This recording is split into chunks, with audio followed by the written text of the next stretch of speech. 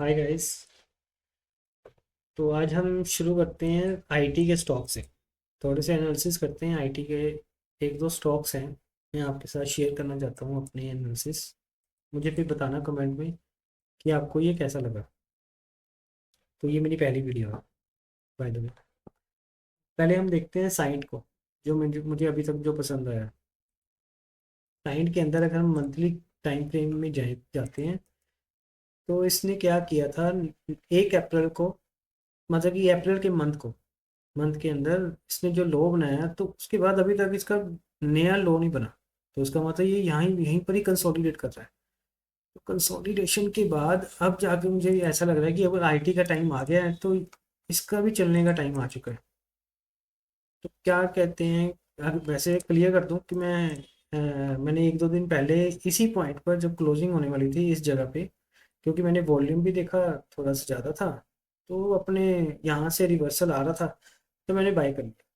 वैसे मैं सपोर्ट पे बाय नहीं करता हूँ, लेकिन ये बहुत देर से कंसोलिडेट कर रहा है। तो अभी आईटी का चलने का टाइम शुरू हो चुका है, शायद शायद पक्का नहीं पता।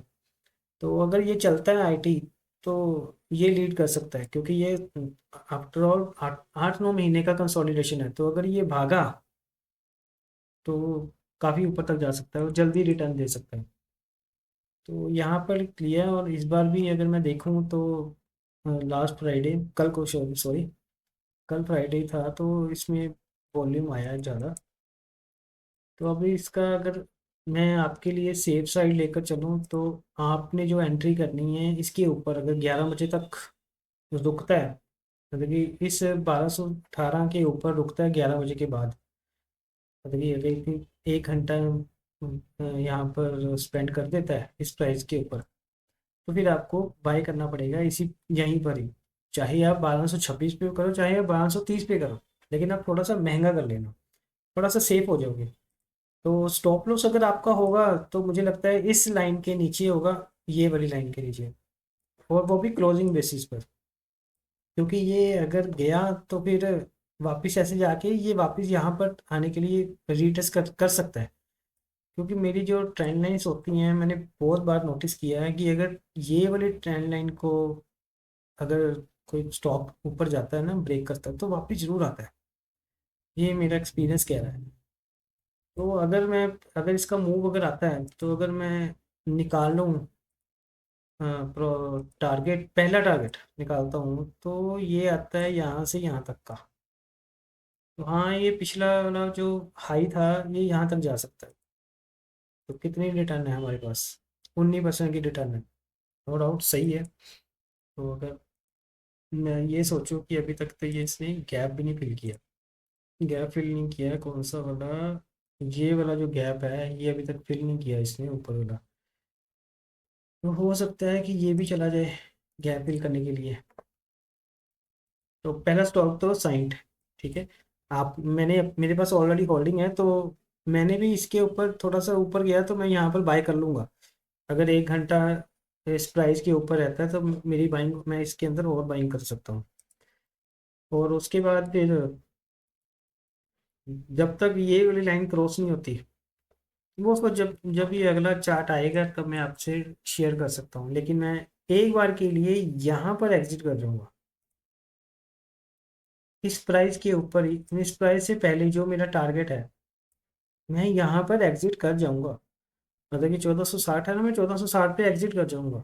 मुझे नहीं पता ये यहाँ से एक बार में ऊपर चला जाए तो चला जाए, कोई बात नहीं, लेकिन मैं एक बार के लिए यहाँ पर एग्जिट कर जाऊंगा।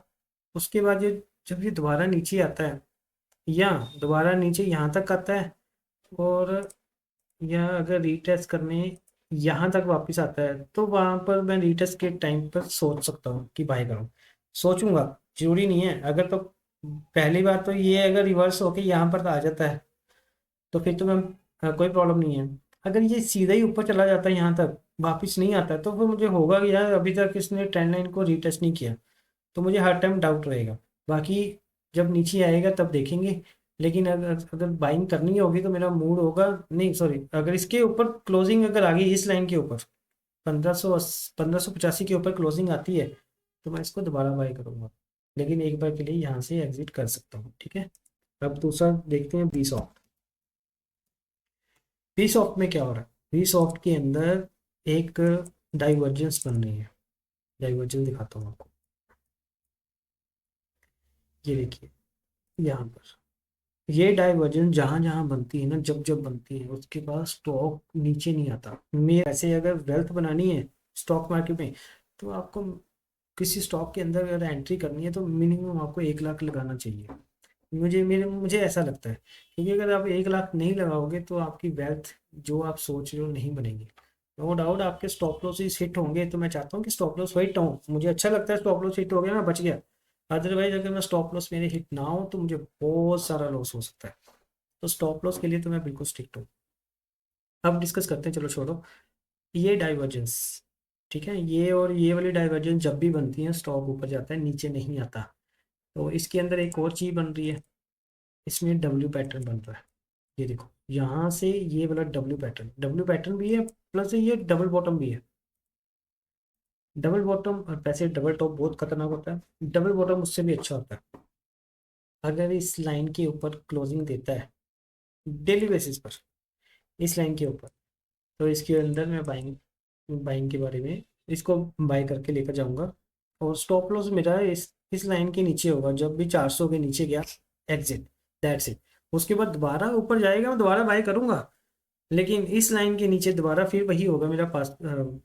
स्टॉप लॉस इस लाइन के नीचे गया 400 के नीचे तो मैं एग्जिट कर जाऊंगा। उसके बाद बाय करने के बाद ये वाली मेरी जो लाइन है 546, यहाँ पर जाके मैं एग्जिट कर सकता हूँ। और वैसे भी यहाँ पर एक रेजिस्टेंस जोन भी है, तो मैं यहाँ पर एग्जिट कर जाऊँगा, मेरा टारगेट भी वही है। और ये यहाँ पर भी है, लेकिन मुझे जहाँ तक पता है कि ये अगर डब्ल्यू बना रहा है तो यहाँ तक तो जाएगा, लेकिन मैं रिस्क नहीं ले सकता। जो मेरा टारगेट बनता है डबल बॉटम का तो वो यहीं पर ही है। तो 24% के लिए मैं एग्जिट कर सकता हूँ। तो 24% बहुत सही होता है, अगर आपको ये 3-4 महीने में भी 24% आ जाए तो बहुत सही है। आप इसको बहुत कम मत सोचा करो कि ये बहुत कम है, ये बहुत सही होता है। देखो ना, स्टॉप लॉस आपका 7% है, अगर मैं 1 लाख लगा के चलता हूँ 1 लाख के अंदर 7 हज़ार का लॉस है और आने के लिए 23 या 24 हज़ार है, डेट्स इट। लेकिन आपको 7 हज़ार का लॉस खाना ही पड़ेगा अगर स्टॉप लॉस हुआ है, तो आप इसके लिए वेट नहीं कर सकते। नो डाउट आप होल्ड लॉन्ग टर्म के लिए सोचते हो, बट मैं नो डाउट मैं भी लॉन्ग टर्म के लिए सोचता हूँ, लेकिन जहां पर वो कट गया तो कट गया, दैट्स इट। मेरे लिए कोई भी स्टॉक अच्छा या बुरा नहीं है, चार्ट बोलता है तो मैं बाय करता हूँ, चार्ट बोलता है निकल जाओ तो मैं निकल जाता हूँ, एग्जिट, दैट्स इट। मेरा किसी भी स्टॉक के साथ कोई इतना प्यार नहीं होता। बस एक बार प्यार हो चुका है मेरा रिलायंस इंडस्ट्री के साथ, सारा 2021 से लिया हुआ है, 2025 खत्म होने वाला है। तो मेरी रिटर्न कितनी है, सिर्फ और सिर्फ 24% की रिटर्न है। क्या फ़ायदा ऐसे स्टॉक को लॉन्ग टर्म रखने का। तो उसके बाद समझ आया कि नहीं, ये फुद्दू काम होता है, लॉन्ग टर्म कुछ नहीं होता। आप सिर्फ मोमेंटम में खेलो, अगर स्टॉक मोमेंटम में है ना, आपको वो रिटर्न दे सकता है 200%, 300% तक भी जा सकती है। लेकिन स्टॉप लॉस आपको नीचे से ऊपर लेकर जाना पड़ेगा। चलो छोड़ो, अब हम जो डिस्कस कर रहे थे बिरला सॉफ्ट, बिरला सॉफ्ट के अंदर एंट्री कर लेना, लेकिन आपको करनी पड़ेगी 442 के ऊपर, अगर 1 घंटा भी ये वेट करता है तो रुकता है तो। चलो ठीक है, फिर अब हम मेरे सामने तो सिर्फ ये 2 ही स्टॉक्स आए हैं। बाकी अगर कोई वीडियो में कोई प्रॉब्लम, अगर आपको लगता है कि कोई और स्टॉक के बारे में डिस्कस करना है तो मुझे बताना, प्लीज़ कमेंट करना। Thank you.